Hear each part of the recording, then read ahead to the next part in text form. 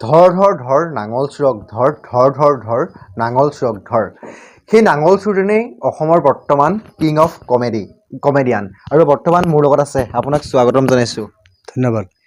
সেই turning point আপোনাৰ যিহেতু হলধৰ আছিল, হলধৰ পিছৰ পৰাই হয়তো সমগ্ৰ অসমবাসী আপোনাক অতুল বাচন হিচাপে চিনি পালে। কেনেদৰে আৰম্ভ হৈছিল হলধৰৰ সেই যাত্ৰা? হলধৰ হৈছে মোৰ জীৱনৰ টাৰ্ণিং পইণ্ট। তাৰ আগতে এমেচাৰ নাটকত মই জড়িত আছিলোঁ। অসমৰ বিভিন্ন প্ৰান্তৰ বিভিন্ন মঞ্চত নাটক কৰি ঘূৰি ফুৰিছিলোঁ। আৰু এদিন মই জ্যোতিৰূপাৰ উত্তৰ পূৰ্বাঞ্চল নাট পৰ্যায়ত গুৱাহাটীত নাট পৰ্যায়ত ভাগ ল'বলৈ গৈছিলোঁ। তেতিয়াই সেই হলধৰ ছবিখনৰ পৰিচালক প্ৰখ্যাত কেমেৰামেন অজান বৰুৱা আৰু প্ৰখ্যাত পৰিচালক বিদ্যুৎ চক্ৰৱৰ্তীয়ে আমাৰ নাটকখন উপভোগ কৰি আছিলে। আৰু সেই নাট পৰ্যায়খনত উত্তৰ পূৰ্বাঞ্চল নাট পৰ্যায়খনত মই শ্ৰেষ্ঠ অভিনেতাৰ সন্মান লাভ কৰিছিলোঁ, শ্ৰেষ্ঠ কৌতুক অভিনেতাৰ সন্মান লাভ কৰিছিলোঁ আৰু ৰূপকাৰ বঁটা লাভ কৰিছিলোঁ। আৰু নাট মঞ্চস্থ শেষ হোৱাৰ পাছতেই সেউজ ঘৰলৈ গৈছিল সঞ্জীৱ হাজৰিকা, বিদ্যুৎ চক্ৰৱৰ্তী আৰু অজান বৰুৱা।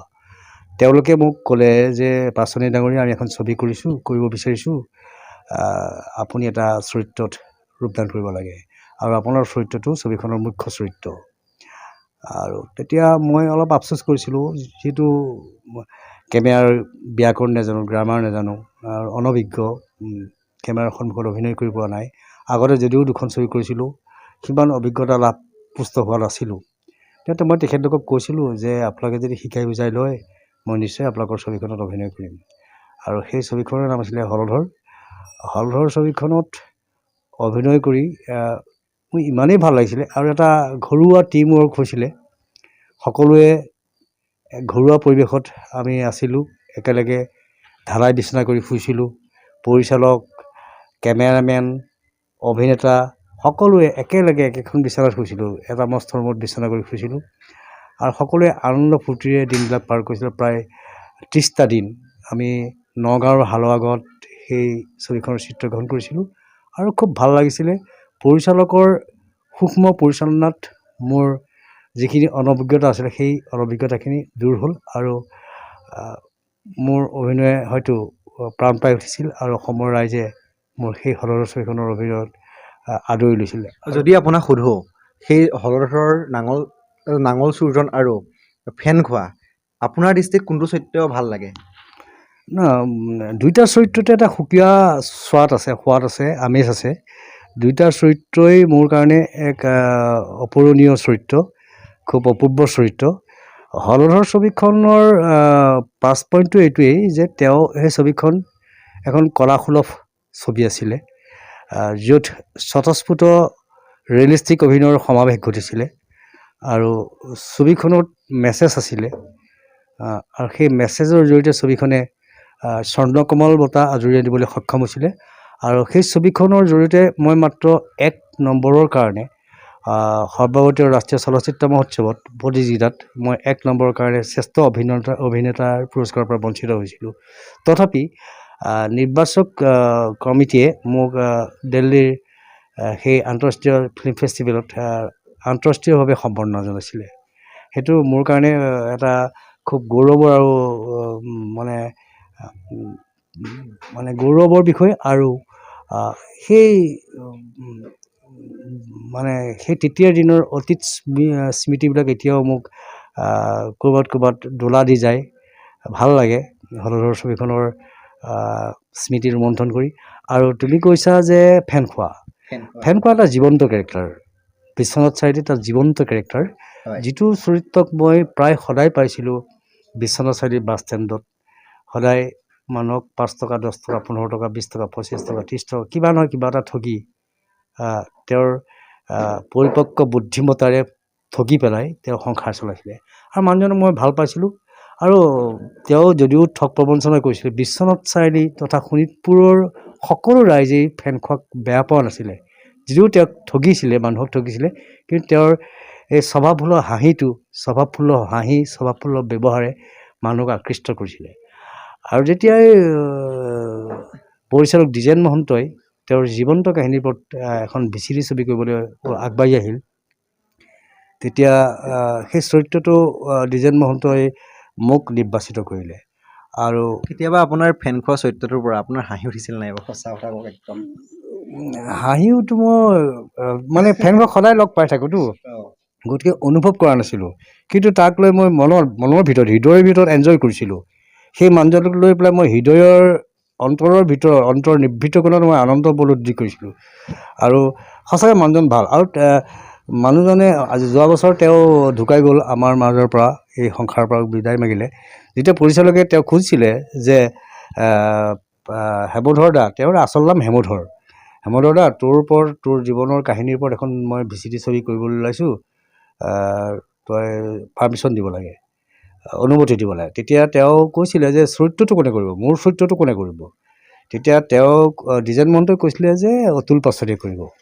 তেতিয়া তেওঁ একেষাৰে মানে অনুমতি দিছিলে যে অতুল পাচনিৰ বাহিৰে মই কাকো এই চৰিত্ৰ ৰূপদান কৰিবলৈ নিদিওঁ। কাৰণ অতুল পাচনি আৰু হেমধৰ কাইটি অৰ্থাৎ ফেন খোৱাৰ চেহেৰাৰ হুবহু মিল আছে।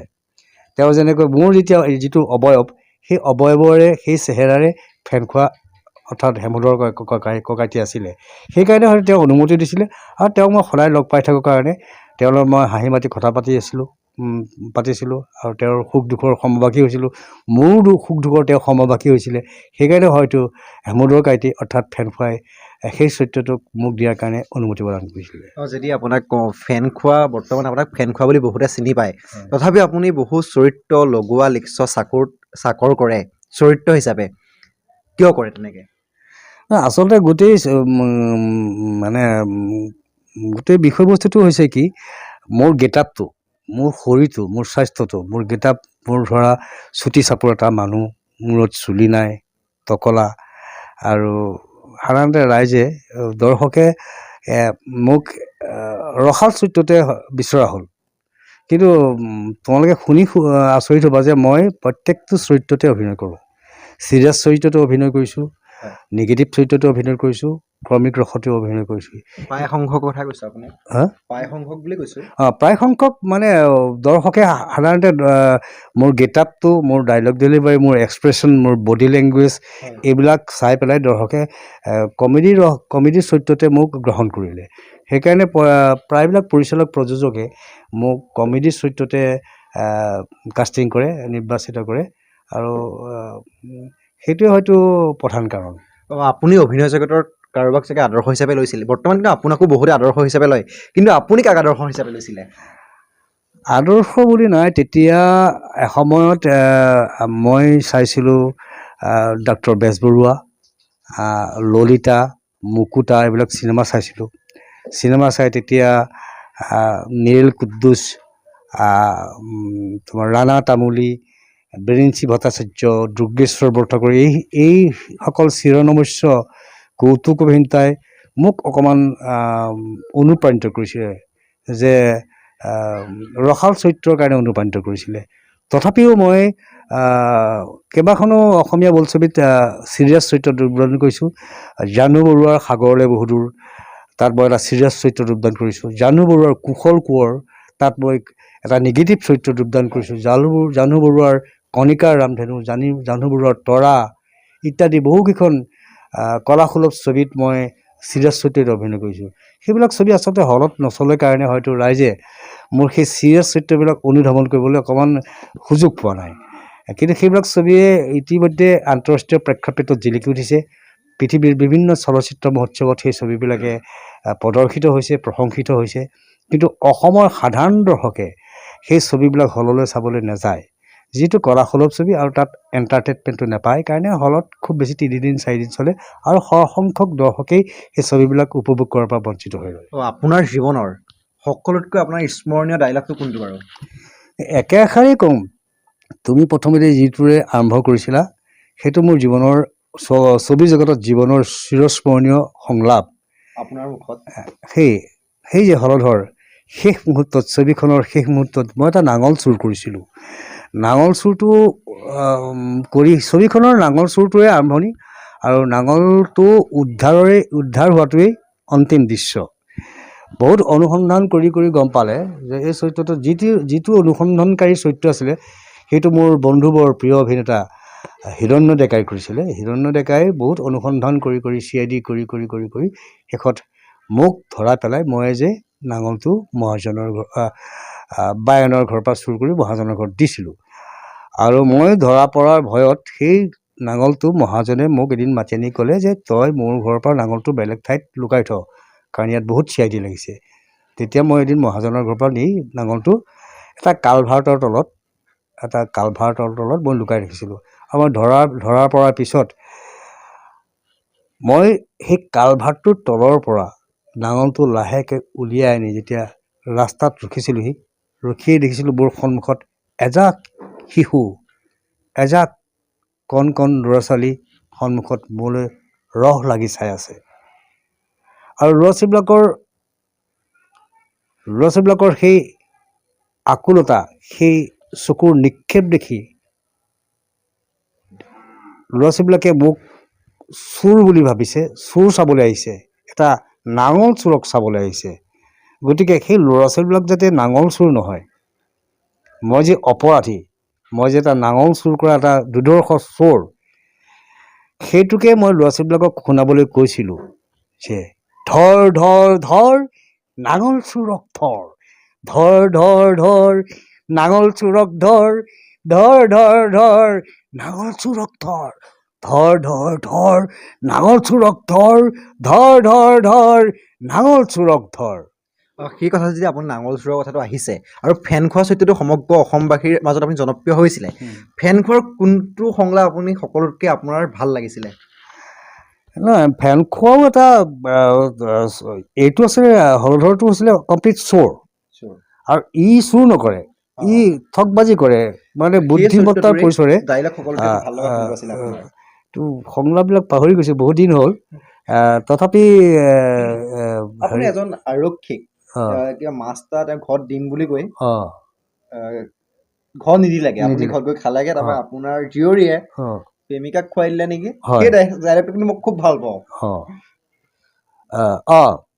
মই ইমান কৌশল কৰি এজন পুলিচৰ পৰা মাছটো চল চাতুৰ কৰি সৰকাই আনিলোঁ এসাঁজ ধুনীয়াকৈ খাম বুলি, নিজে খাম বুলি। আৰু যেতিয়া ৰাতি মই ভাতৰ থালিত বহিছিলোঁ, তেতিয়া দেখিছোঁ মোৰ সুদা দালি ভাত আৰু ভাজি অকণমান দিছে, শাকৰ ভাজি। তেতিয়া মই মোৰ গৃহিণীজনীক সুধিছিলোঁ, হেৰৌ ঐ মই মাছ আনিছিলোঁ নহয়, দেখোন মোক মাছ দিয়াই নাই, মাছ লৈ আহ। ক'ত মাছডাল আছে, ক'ত মাছডাল আছে, খাওক দালি ভাত আৰু ভাজিয়েই খাওক। কি মাছ নাই? ইমান ডাঙৰ মাছ এটা আনিলোঁ, তই মাছ মোলৈ এটুকুৰা মাছো নথলি? কাৰ পয়ৰক খুৱাইছিলি, কাৰ পয়ৰক খুৱাইছিলি, কোনে খালে?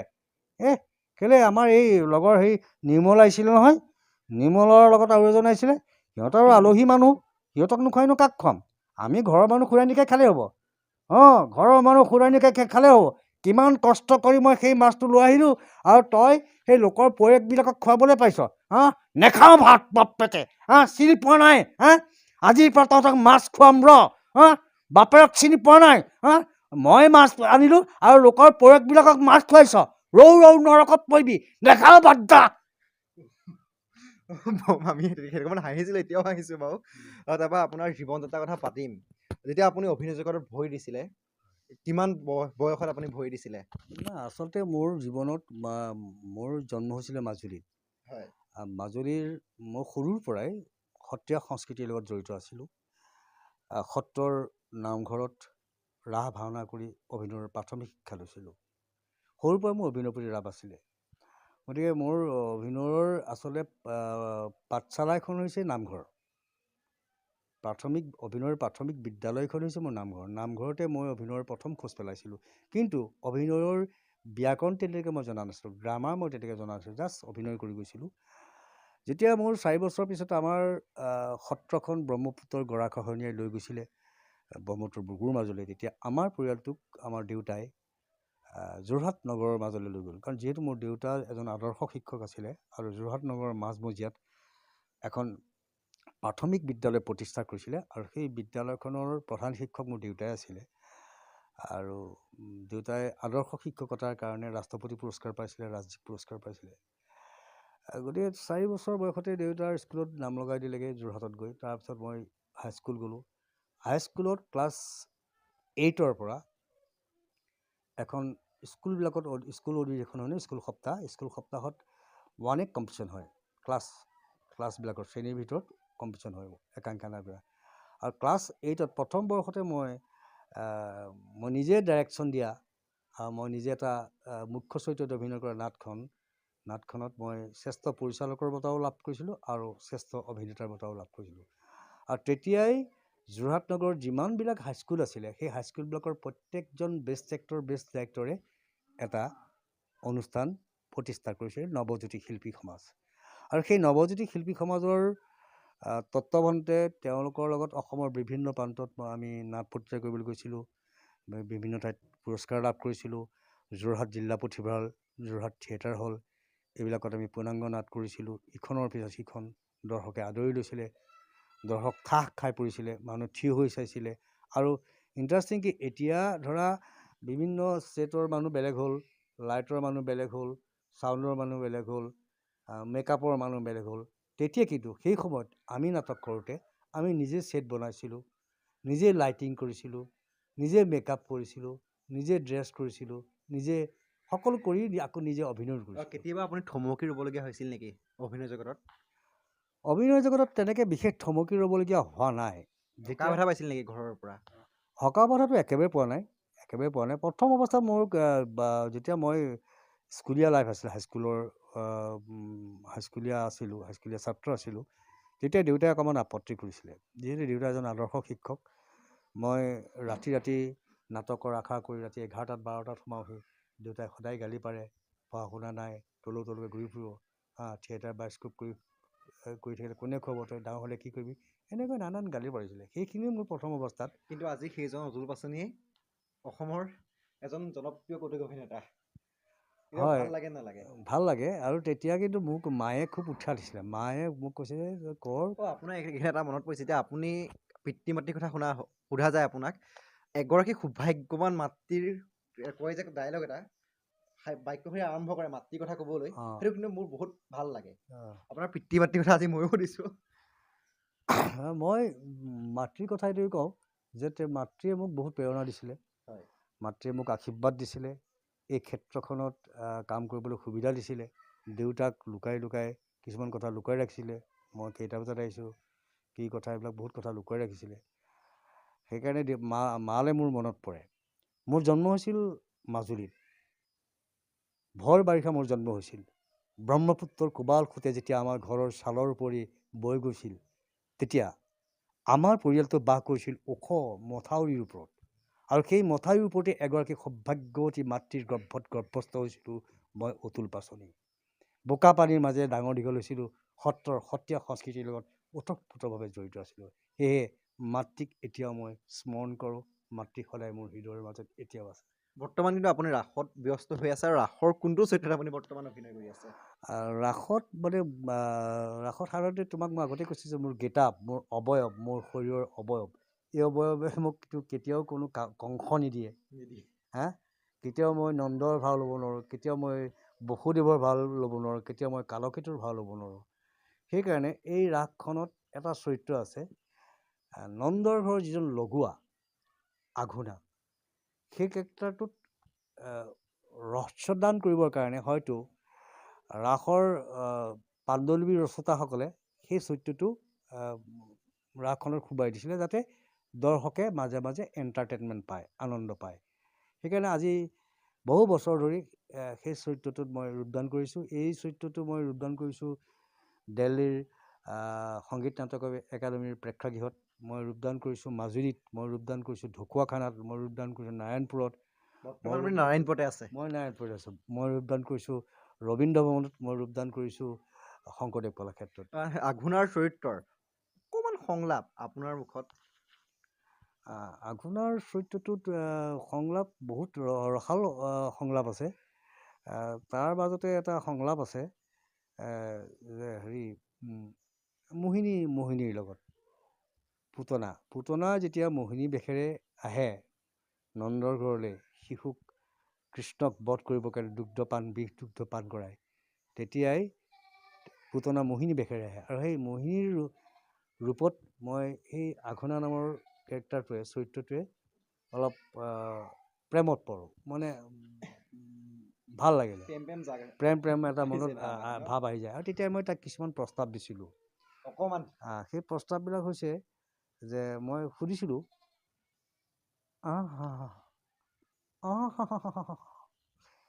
ইমান সুন্দৰী যুৱতী, মই আগতে কেতিয়াও দেখা নাছিলোঁ। আজি মোৰ জীৱন সাৰ্থক হ'ল। হে সুন্দৰী, ক'ৰ পৰা আহিলা কটিলা ভৰি, চোতালখন ফাটি গ'ল চেৰ চেৰ কৰি। সুন্দৰী, জানিব পাৰোঁনে মই তোমাৰ ঘৰ ক'ত? তেতিয়া সুন্দৰীয়ে কয়, মোৰ ঘৰ গকুলৰ সিপাৰে। সিপাৰে তুমি, এইপাৰে মই, ইপাৰ সিপাৰ একলগ হ'লে কিমান যে ভাল লাগিব। তোমাৰ নামটো জানিব পাৰোঁনে বাৰু? মোৰ নাম আঘোণী। আঘোণী, মোৰ নাম আঘোণা। আঘোণী। ইমান সুন্দৰ মিলি গৈছে, একে যোৰা পাভযোৰা হ'ব। আচ্ছা, হেৰি নহয়, তোমাৰ বয়স বাৰু কিমান হৈছে? মোৰ বয়স 18 বছৰ। 18 বছৰ, বাপৰে বাপ। মোৰো বেছি বয়স হোৱা নাই নহয়। এই সন্নিপাত জ্বৰত ভুগিহে মোৰ এই তালুটো ওলাই গ'ল, নহ'লে মই একেবাৰে ফুলকুবলীয়া হৈ আছোঁ।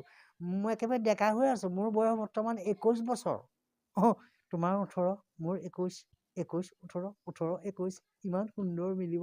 যোৰা একেবাৰে পাভযোৰা। আপোনাক শেষৰটো প্ৰশ্ন সুধিছোঁ। আপুনিও এজন অভিনেতা। বৰ্তমান সময়ৰ কোনজন অভিনেতা আপোনাৰ প্ৰিয়, বা কোনগৰাকী অভিনেত্ৰী আপোনাৰ প্ৰিয়? ল'ৰাৰ এজন অভিনেতা লাগে আৰু ছোৱালীৰ এগৰাকী অভিনেত্ৰী আপোনাৰ কোনজন প্ৰিয়?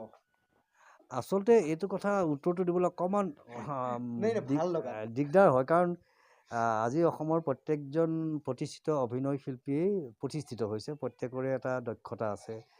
সুন্দৰ অভিনয় কৰি নিজৰ এখন প্ৰতিষ্ঠিত কৰিছে। বৰ্ষাৰাণী বিষয়া, নিশিতা গোস্বামী, আশা বৰদলৈ, এনেকৈ আৰু এক্টৰৰ ভিতৰত ধৰা উৎপল শৰ্মা, পল ফুকন, ৰাগ ঐনিতম, যতীন বৰা, প্ৰস্তুতি পৰাশৰ, এইবিলাকে সকলো দক্ষ অভিনয় শিল্পী। কিন্তু তথাপিও সকলোৰে অভিনয় ভাল, মই কাৰো বেয়া বুলি নকওঁ। তথাপিও এটা কথাত মানে চাই ভাল লাগে, মোৰ নিজৰ ভাল লাগে দেই, মানে তেওঁলোকৰ অভিনয় চাই। প্ৰস্তুতি পৰাশৰ এগৰাকী দক্ষ অভিনেত্ৰী। তেওঁ মঞ্চতে হওক বা কেমেৰাৰ সন্মুখতে হওক, খুব পাৰফেক্ট অভিনয় কৰে। খুব দক্ষ অভিনয় শিল্পী, শক্তিশালী অভিনয় শিল্পী। আৰু অভিনেতাৰ ভিতৰত আগতেতো বহুত শক্তিশালী অভিনেতা আছিলে। বিষ্ণু খাগৰীয়া আছিলে, দুৰ্গেশ্বৰ বৰঠাকুৰ আছিলে, নিপন দা আছিলে, বিজুত দা আছিলে। বিজুত দাটো খুব ভাল এক্টৰ। বিজু ফুকন, তেখেত আমাৰ মাজত আজি নাই। বিজুত দাৰ পৰা মই বহুত কিবা কিবি শিকিছোঁ। আৰু প্ৰথম গুৱাহাটী দূৰদৰ্শনৰ প্ৰথম ধাৰাবাহিক, তেতিয়া কোনো চেনেল ওলোৱা নাছিলে, অকল গুৱাহাটী দূৰদৰ্শন। গুৱাহাটী দূৰদৰ্শনৰ প্ৰথম ধাৰাবাহিক জীৱনৰ বাটত ধাৰাবাহিকখনত মই অভিনয় কৰাৰ সুযোগ পাইছিলোঁ। আৰু ভৱেন্দ্ৰনাথ শইকীয়াৰ মিনতি নামৰ গল্পটোৰ আধাৰত সেই খণ্ড দুটা মই অভিনয় কৰিছিলোঁ। আৰু মোৰ সৌভাগ্য, মই গৌৰৱান্বিত অনুভৱ কৰোঁ যে মই প্ৰথম ধাৰাবাহিকত অভিনয় কৰিবলৈ সুবিধা পাইছিলোঁ। মানে মোৰ চিৰনমস্য অভিনয় শিল্পী, দক্ষ অভিনেতা বিজু ফুকনৰ লগত কৰিছিলোঁ।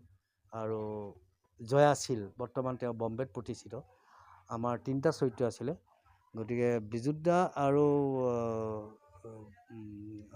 তোমাৰ জয়া আছিলে লগত অভিনয় কৰিছিলোঁ। আৰু এতিয়া বৰ্তমান সময়ত বিজুত দাহঁতক বাদ কৰি পেলাই, এতিয়া বৰ্তমান সময়ত প্ৰেজেণ্ট টাইমত দক্ষ শক্তিশালী অভিনেতা হিচাপে মই ভাবোঁ যে যতীন বৰা সঁচাকৈ দক্ষ আৰু শক্তিশালী অভিনেতা, আৰু প্ৰস্তুতি পৰাশৰ সঁচাকৈ দক্ষ শক্তিশালী অভিনেত্ৰী।